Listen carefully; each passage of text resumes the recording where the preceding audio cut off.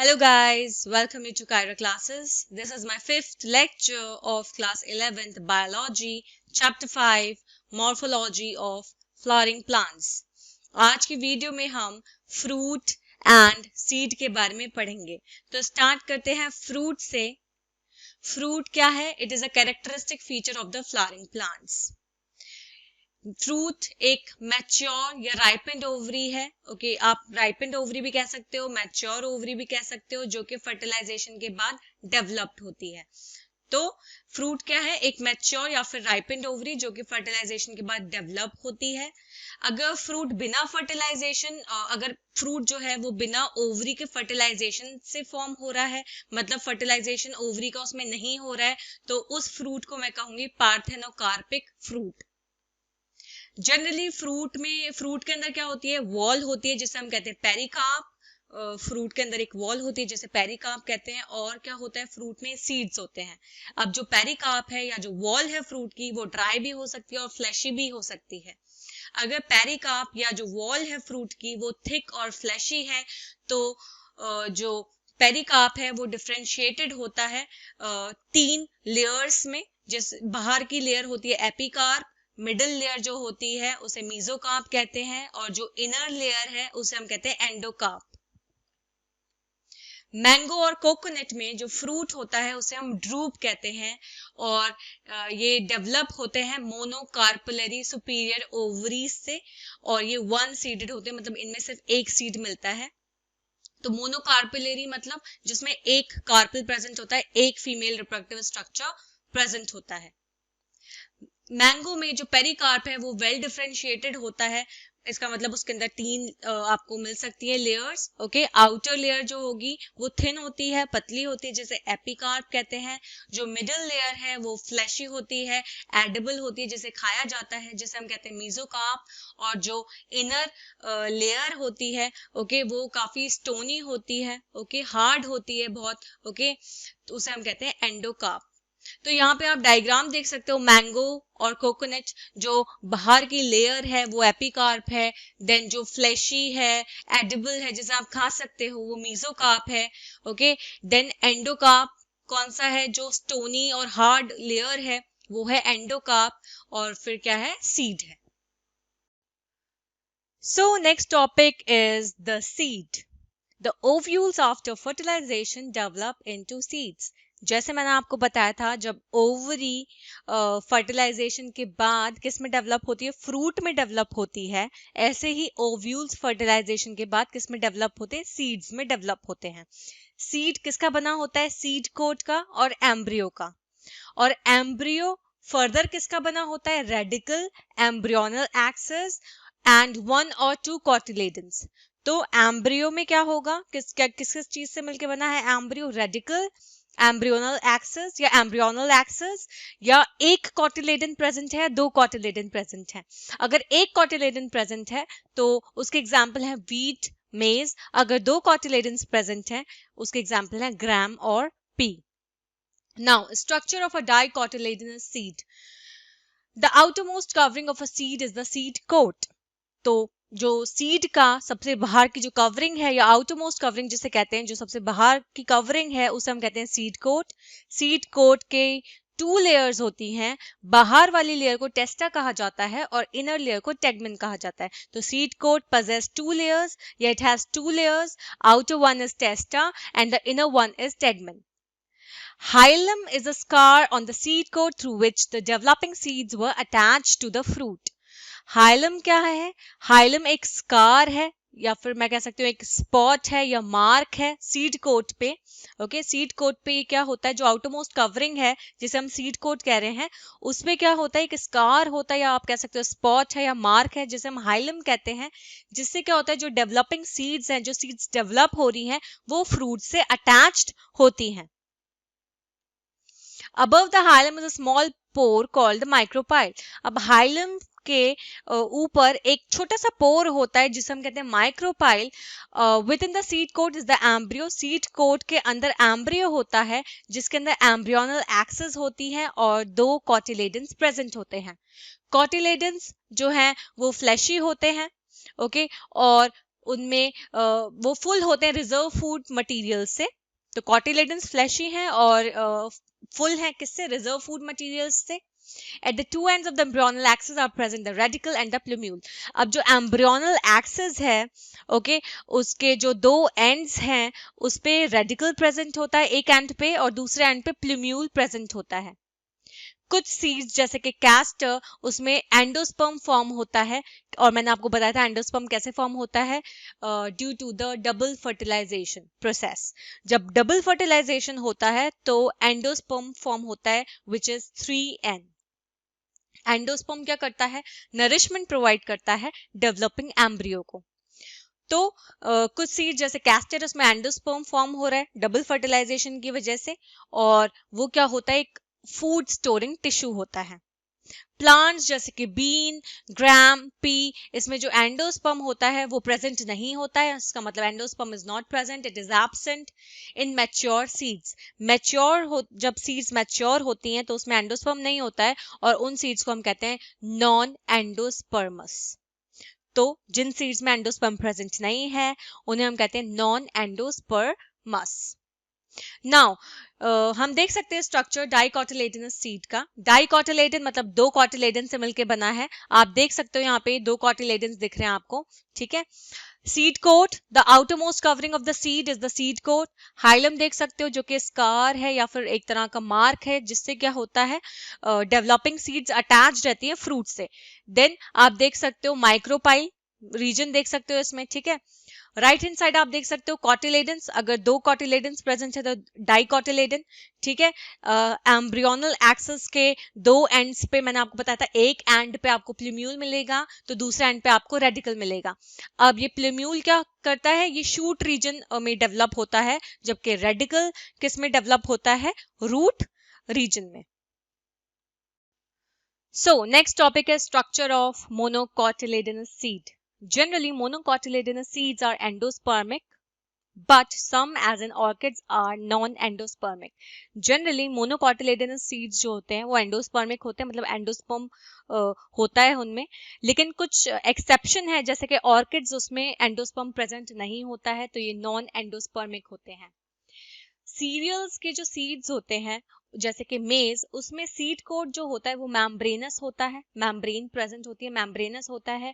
और जनरली ये जो सीड कोट है वो किसके साथ फ्यूज्ड होता है? फ्रूट वॉल के साथ फ्यूज्ड रहता है या फिर यूनाइटेड रहता है।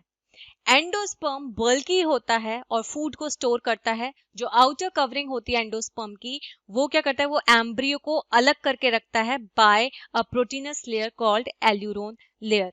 तो जो आउटर कवरिंग है एंडोस्पर्म की, वो एम्ब्रियो को सेपरेट करके रखता है किसकी मदद से? प्रोटीन लेयर या प्रोटीनस लेयर, जिसे हम कह रहे हैं एल्यूरोन लेयर।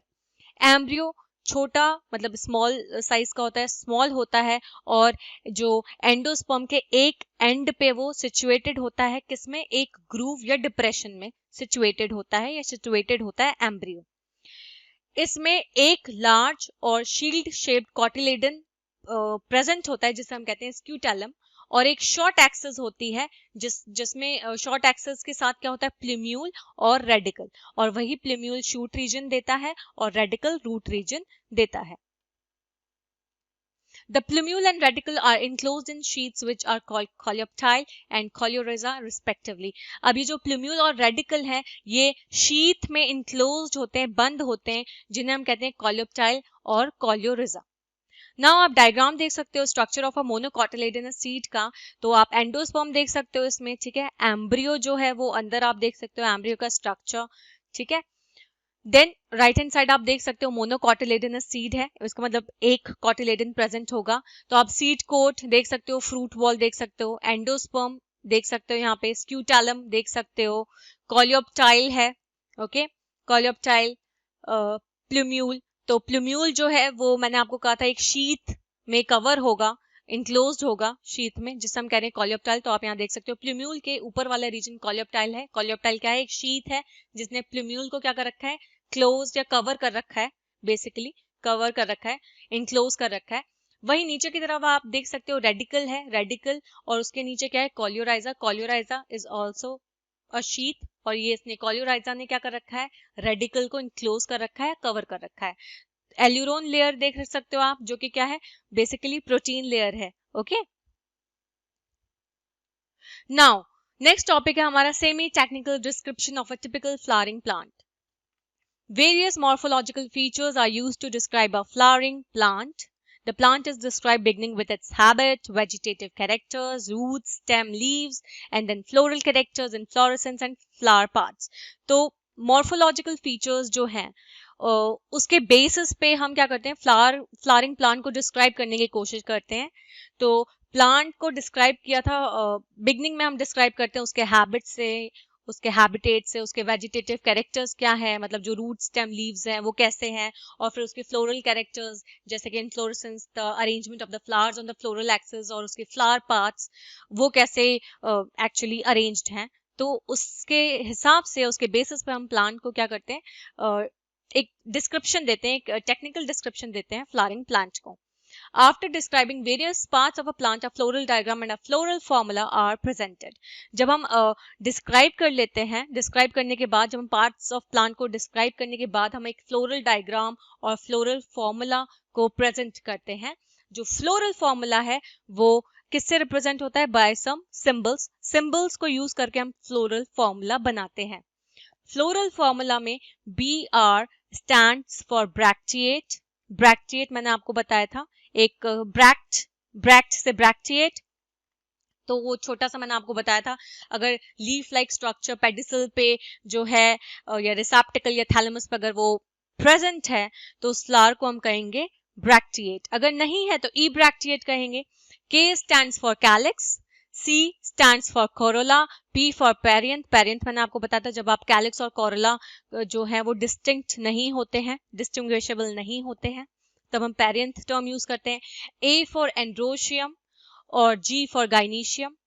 ओके, तो ये सब क्या है, ये सिंबल्स हैं बेसिकली डिनोट करने के लिए। ओके, G के ऊपर अगर ऊपर बार दिख रहा है तो इसका मतलब ओवरी जो है वो सुपीरियर है। अगर G के नीचे आपको बार दिख रहा है इसका मतलब ओवरी इंफीरियर है। This is a sign for male, this is a sign for female. और अगर मेल और फीमेल दोनों हैं तो बाइसेक्सुअल प्लांट्स हैं, मतलब उसमें मेल रिप्रोडक्टिव ऑर्गन और फीमेल रिप्रोडक्टिव ऑर्गन दोनों प्रेजेंट हैं। ये वाला जो साइन है ये एक्टिनोमॉर्फिक है, मतलब रेडियल सिमेट्री है। और ये परसेंट वाला साइन है तो जाइगोमॉर्फिक नेचर है फ्लावर का, इसका मतलब बाइलेटरल सिमेट्री है। तो ये सब सिंबल्स हैं जिससे हम एक फ्लोरल फॉर्मूला बना सकते हैं। Fusion is indicated by enclosing the figure within bracket and adhesion by a line drawn above the symbols of the floral parts.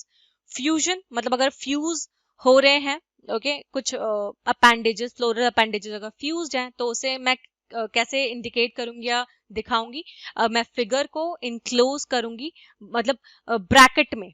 Okay, अगर ब्रैकेट में वो सिंबल्स इनक्लोज्ड हैं तो इसका मतलब फ्यूजन है।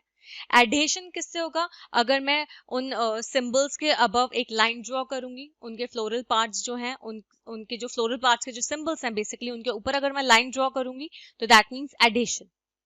और fusion is indicated by enclosing the figure with in bracket. अगर ब्रैकेट में आप इनक्लोज कर रहे हो फिगर को तो इसका मतलब फ्यूजन है। The position of the mother axis with respect to the flower is represented by dot on the top of the floral diagram. जो पोजीशन है मदर एक्सिस की with respect to the flower, flower के respect में उसे हम represent करते हैं dot से। फ्लोरल डायग्राम के टॉप पे हम डॉट दिखा देंगे, इसका मतलब ये बताएगा position of the mother axis with respect to the flower. Calyx, corolla, androecium, gynoecium are drawn in successive whorls. Calyx जो है सबसे आउटर मोस्ट है, गाइनीशियम जो है वो सेंटर में रहेगा। Floral formula also shows cohesion and adhesion within parts of whorls and in between whorls. Floral formula और क्या शो करता है, कोहेशन शो करता है। ओके, मतलब जो अगर वर्ल एक वर्ल की बात करूं मैं तो उनके बीच में जो फ्यूजन है या यू कैन से कि जो बॉन्डिंग है वो कोहेशन कहलाती है। और एडिशन मतलब अगर डिफरेंट वर्ल्ड्स हैं उनके बीच में अगर मैं बात करूं तो दैट इज एडिशन। ओके, तो फ्लोरल फॉर्मूला को हम कोहेशन से भी, ये कोहेशन भी शो करता है, एडिशन भी शो करता है within parts of whorls. Whorls के बीच में जो वर्ल्ड्स के अंदर जो पार्ट्स हैं उनके बीच में कोहेशन है, और वर्ल्ड्स के इन बिटवीन अलग अलग वर्ल्ड्स के बीच में अगर मैं दिखा रही हूँ आपको बॉन्डिंग, ओके, या फिर फ्यूजन, तो उसे हम कहेंगे adhesion. The floral diagram and the floral formula in diagram represent the mustard plant. अब यहाँ पे आप देख सकते हो डायग्राम दिया गया है, तो ये जो फ्लोरल डायग्राम जिसमें फ्लोरल फॉर्मूला भी है वो किसको रिप्रेजेंट कर रहा है, वो मस्टर्ड प्लांट को रिप्रेजेंट कर रहा है। तो ये जो डायग्राम है बेसिकली मस्टर्ड प्लांट की है, ठीक है, जिसमें फ्लोरल डायग्राम दी गई है और फ्लोरल फॉर्मूला दिया गया है। और मस्टर्ड प्लांट किस फैमिली को बिलोंग करता है, फैमिली ब्रेसिकेसी से। तो यहाँ पे आप फ्लोरल फॉर्मूला देख सकते हो। जो फर्स्ट सिंबल है इसका मतलब मैंने आपको बताया था actinomorphic, that means radial symmetry. Second symbol indicates bisexual flower. Then K से कैलिक्स 2+2, दो अंदर हैं और दो बाहर हैं। ऐसे ही जो सी है कोरोला, वो 4 है इन नंबर, 4 कोरोला प्रेजेंट है। एंड्रोशियम 2+4 कंडीशन में है, ठीक है, दो बाहर हैं 4 अंदर हैं। गाइनीशियम ऑफ 2 कार्पल्स, ओके, और जो ओवरी है वो इंफीरियर है, क्यों, क्योंकि जो बार है वो नीचे है, तो ओवरी इज इंफीरियर। यहाँ पे अब आप डायग्राम देख सकते हो, उसमें डॉट ऊपर की तरफ दिखा रखा है। तो डॉट क्या मैंने आपको बताया था, डॉट बताता है जो मदर एक्सिस की पोजीशन है with respect to the flower. तो पोजीशन बताता है मदर एक्सिस की with respect to the flower, ये डॉट बताता है। देन आप यहाँ पे डायग्राम देख सकते हो, ये जो ग्रीन है जो आउटर मोस्ट है वो कैलिक्स कहलाता है, ओके। तो यहाँ पे कैलिक्स आप देख सकते हो, दो अंदर और दो बाहर। देन कोरोला आप देख सकते हो, यहाँ पे 4 है नंबर इनका अंदर। देन एंड्रोशियम देख सकते हो आप, अ, दो अंदर, वो सॉरी दो बाहर और 4 अंदर आप देख सकते हो एंड्रोशियम को। दो आपको बाहर मार्जिन पे दिख रहे हैं, ठीक है, कोरोला पे, और 4 अंदर की तरफ दिख रहे हैं। एंड देन लास्ट में क्या है आपकी गाइनीशियम है, ओके, जिसमें दो कार्पल्स प्रेजेंट हैं और जो ओवरी है वो इंफीरियर है। आज की वीडियो में बस इतना ही। आई होप आपको वीडियो समझ में आई हो। नेक्स्ट वीडियो में हम और floral diagram with floral formula पढ़ेंगे, अलग अलग डिफरेंट फैमिलीज के plant families. Thank you for watching and please subscribe my channel for more videos. Thank you.